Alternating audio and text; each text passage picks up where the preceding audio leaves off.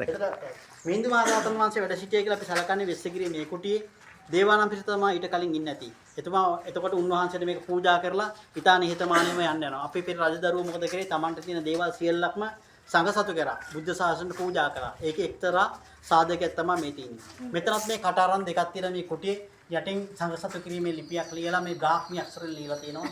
මේක සංඝසතු කරා කියලා. ඔයාලට පේනවා මේ කුටිය ඉතා විශේෂයි. අර ඇතුලේ තියෙන ඇඳ ඒක තමයි මිහිඳු මහරහතන් වහන්සේ භාවිතා කරන ලද ඇඳ. ඒතර ගඩොලෙම හදලා තියෙනවා. මේකේ රජවරුන් උඩ මේ මැදින්ට කලින් පූජා කරන කලින් මේ මැද විදින නාට්‍යාංගනාව ඩාන්ස් කරලා ඒගොල්ලෝ සතුටු වෙන්නත් ඇති. පස්සේ සංඝසතු කරා මේක වෙනස් වෙනවා.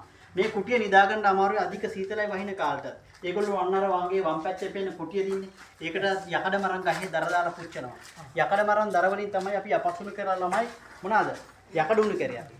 අපි ආයුධ හදන්න. ඒ තරම් ක්‍රස් නැහැ. ඉතින් යකඩ මරන් දර දාලා පුච්චනකොට ඒකට ඒගොල්ලෝ සුදු හඳුන් කුඩු වෙනිවැල්කට කුඩු වගේ පවුඩර් දානවා. දැම්මාම ඒන සුගන්ධයත් එක්ක මේකට මැස්ස මදුරු වෙන්නේ නැහැ. ඊට අමතරව මම පෙන්නුපු අන්නන්න සුළං කවුලෙන් සුළඟ මේකට ගලාගෙන එනවා. ඒනකොට ඕකේ තියෙන උණුසුම මේකට දෝල් වෙනවා ටික ටික.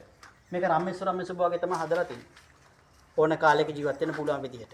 ඒ කියන්නේ ඒක ටෙක්නොලොජි එකක්. ඉතින් මේගොල්ලෝ මේ කළු ගලක් පෙරලා කපලා මෙහෙට පෙරළුවා. මේකේ බුදුන කඩලා අතන්ට දාලා මේ මැද විදිහට ලස්සනට හදලා තියෙනවා. මේක එලිෆන්ට් සේෆ්ටි ඒරියා එකක් මල්ලි. මෙතනට කවදාත් වල්ලලිය එන්නේ නැහැ.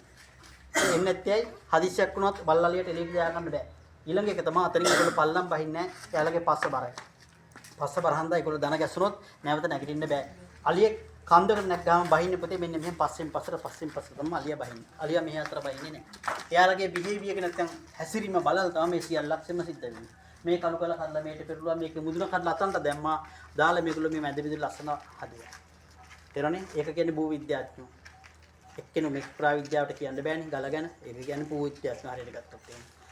ඒක ඉතින් මෙන්න මේ ඩෝ ෆ්‍රේම් එක නැත්නම් දොරටු අස්සෙන් පේනවා ගොඩාක් උස මහත අය මේකේ හිටියේ නෑ. අපේ යුගයේ සාමාන්‍ය අය හිටියේ. ඔය සිතින් මවා ගන්නවා.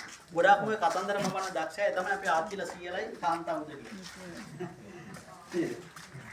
ඒකවල හදපු කතා තමයි ගොඩක් අපිට එකතුලා තියෙන්නේ. ඒකේ නරකක් වෙලා නැහැ හැබැයි. ඒකේ සමාජීය යහපතක්ම තමයි වෙලා තියෙන්නේ. නේද? මේ ඉස්සර නම් අපිට සීයලා තියෙන කතන්දර කියලා දුන්නා. ආච්චිලා දැන් කට්ටියම මොනුරත් එක ටීවී එකේ කරා ඉන්නේ. අර අංක ගහලා තියෙන ගඩොල් වල කාබන් ටෙස්ට් එක කරලා හොයන්න කොච්චර කාල පාන්නේ කියලා. ඒකයි. අගත අනගත චතුදිස සගත වැඩි ආවු සතරසින් බණිසුල් සංඛ්‍යාන පූජා. මිට අවුරුදු 2000කට කලින් පොතේ අපි ලිව්වේ මේ අකුරු මේ පූර්ව බ්‍රාහ්මී අක්ෂර අද 2025යි.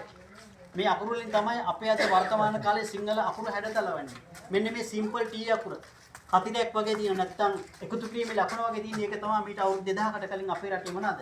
කයන්න. ක හැදුනෝම. මේ ක අකුරේ ගත්තාම එන්න පින්නන්න පුළුවන් මේ බලාගන්න. ඉස්සර කයන්න දිනේ පැතිනම් බලන්න.